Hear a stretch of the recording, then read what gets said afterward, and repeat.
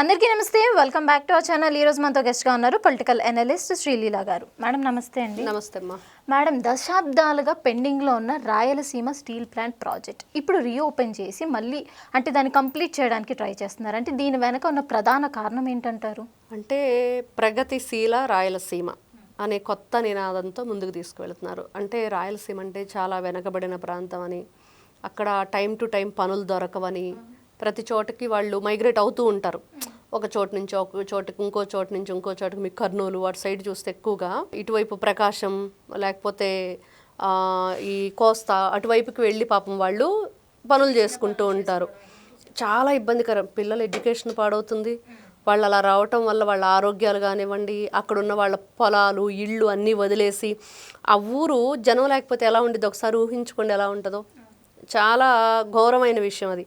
వాళ్ళు అలా ఒక చోటు నుంచి ఒక చోటుకు వలస వెళుతున్నారంటేనే బాధాకరమైన విషయం. ఇట్లాంటి విషయాలకు చెక్ పెట్టాలంటే ఎవరు పెట్టాలి? ఆ ప్రజలైతే పెట్టలేరు. ఎందుకంటే వాళ్ళకి రెక్కాడితే కానీ డొక్కాడని పరిస్థితి. అక్కడ ఎటువంటి సౌకర్యాలు సౌలభ్యాలు ఉండవు. మరి అట్లాంటప్పుడు వాళ్ళ పరిస్థితి ఖచ్చితంగా ఆ ప్లేస్ మారి వేరే చోటకు వెళ్ళవలసిందే అనే దానికి మరి అక్కడే వాళ్ళకు ఒక జీవనోపాధి ఏర్పాటు చేస్తే ఎలా ఉంటుంది? నారా చంద్రబాబు నాయుడు గారు 90స్లోనే మరి రాయలసీమని రత్నాల సీమగా మారుస్తానని చెప్పేసి రైతుల కోసం డ్రిప్ ఇరిగేషన్ సిస్టమ్ తీసుకురావటం, ఆ పండ్ల తోటలు కానీ పంట పొలాలు కానీ పచ్చగా కళకళలాడుతున్నాయి అంటే ఆయన వల్లే. ఆ తర్వాత ఎన్నో రకాలుగా మార్పు చెందుతూ కియా వచ్చింది, మనం చూస్తే రాయల్ ఎన్ఫీల్డ్ వచ్చింది, ఇప్పుడు మళ్ళీ స్టీల్ ప్లాంట్. వీటన్నిటికీ కూడా ప్రభుత్వం యొక్క నూతన ఆలోచనలే కారణం. అంటే ప్రజల కోసం మనం ఏం చేయాలని ఒక తపన.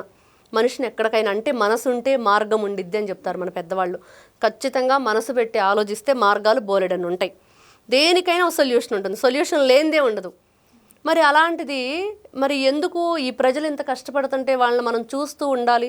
అసలు ఏ సమస్యకైనా పరిష్కారం ఉన్నప్పుడు దానికోసం చేయగలిగినంత చేయాలి అనేది ఈ రోజున కూటమి ప్రభుత్వం లక్ష్యంగా వెళుతుంది. కాబట్టి మళ్ళీ నూతన అధ్యయనానికి శ్రీకారం చుట్టారు.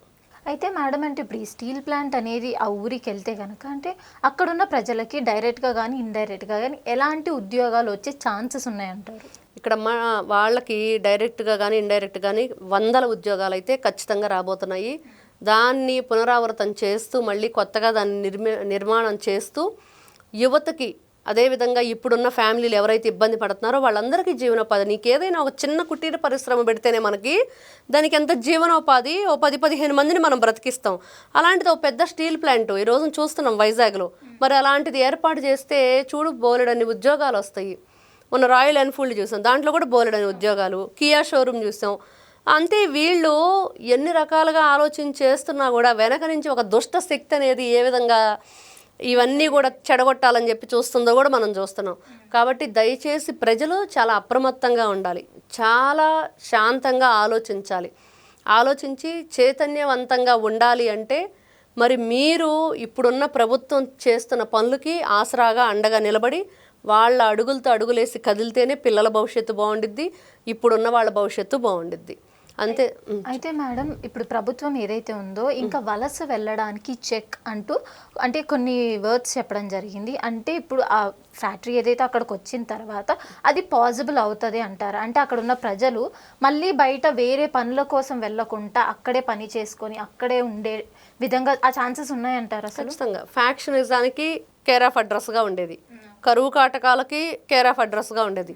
మీరు ఇప్పుడు కూడా గమనిస్తే అక్కడ ధర్మవరం, పుట్టపర్తి అవన్నీ కూడా కొత్త చెరువు ఇట్లా కొన్ని గ్రామాలు ఆ ఊర్లు ఉన్నాయి. అక్కడంతా కూడా వర్షం పడిన కాసేపటికి నీళ్ళంతా ఎటు వెళతాయో తెలియదు. అంత కొండ ప్రాంతం అనమాట.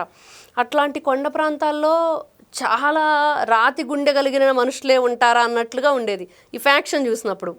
కడప అంటే బాంబులకి ఈ విధంగా మనం చెప్పుకుంటూ పోతే బోలెడంత చరిత్ర ఉంది అక్కడ కూడా.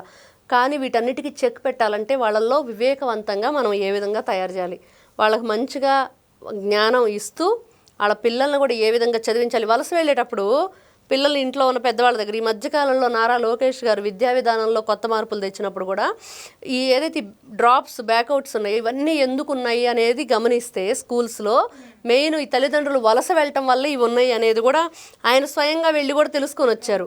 కాబట్టి వీళ్ళను వలస వెళ్ళనివ్వకుండా చేయాలంటే ఇక్కడ మనం ఏమి అభివృద్ధి చేయాలి అనే దాని మీద ఇది జరిగింది. కాబట్టి ఆ పిల్లలు స్కూల్కి వెళ్ళాలన్నా, చక్కగా చదువుకోవాలన్నా, వీళ్ళల్లో విజ్ఞానం పెరగాలన్నా కూడా ఒకటే దానికి, ఆ పిల్లల్ని స్కూలుకి పంపించాలి, వీళ్ళని పనికి పంపించాలి. పిల్లలు పనికి వెళ్లకుండా ఉన్నప్పుడు, వీళ్ళు వలస వెళ్లకుండా ఉన్నప్పుడు ఖచ్చితంగా అక్కడ మార్పు వస్తుంది. నిజంగా వాళ్ళు ఏదైతే ప్రగతిశీల రాయలసీమ అన్నారో అది జరిగి తీరుతుంది. Okay, thank you. నమస్తే. చూసారు కదా, ఇది మన వీడియో. మరిన్ని లేటెస్ట్ అప్డేట్స్ కోసం మా ఛానల్ని సబ్స్క్రైబ్ చేసుకోండి.